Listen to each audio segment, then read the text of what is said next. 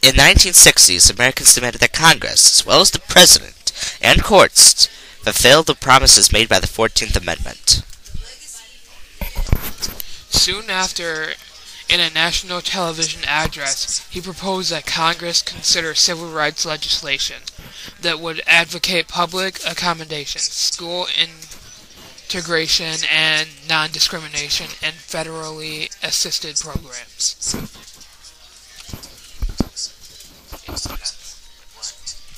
It also obviated discrimination on the basis of sex, as well as the race in the areas of the workplace such as hiring, promoting, and firing.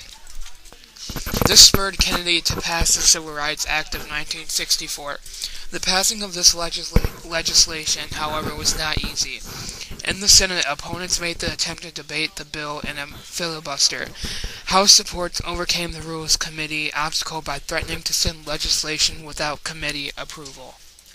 In 1964, a multitude of demonstrations were held, and the uncontained violence that erupted was a stimulus for the renewed attention for voting rights. One in particular was the murder of voting rights activists in Mississippi and the retaliation of state troopers in Selma, Alabama.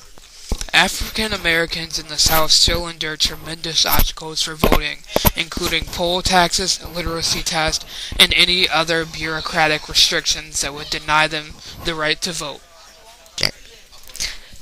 By opposing, protesters risked harassment, intimidation, and physical violence. As a result of their will to fight, very few African Americans were registered voters, and they possessed very little political power.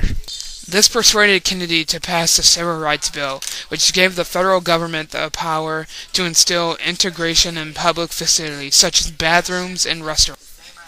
To help enforce this, an Equal Employment Commission was instituted, so federal funding would not support segregated schools, and also any company that wanted federal business would have to have a pro-civil rights character.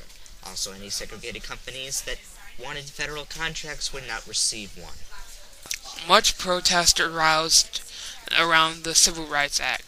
Public revulsion to the upheaval caused by African Americans, along with President Johnson's exemplary political skills, spurred Congress's enthusiasm to pass the Voting Rights Bill on August 5, 1965.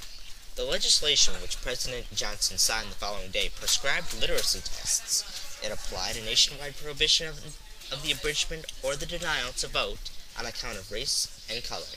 Poll taxes in national elections had been abolished by the 24th Amendment.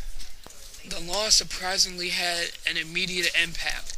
By the end of the year 1965, 250,000 black voters had registered by federal examiners. 4 out of 13 southern states had approximately 50% of African Americans registered.